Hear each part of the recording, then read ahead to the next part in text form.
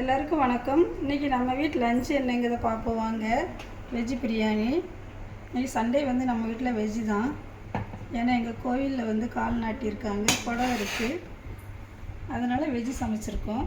அதுக்கு தயிர் பச்சடி, சைடிஷ் தயிர் பச்சடி. வெஜ்ஜு பிரியாணிக்கு தயிர் பச்சடி தான் நல்லாயிருக்கும். பன்னீர் 65,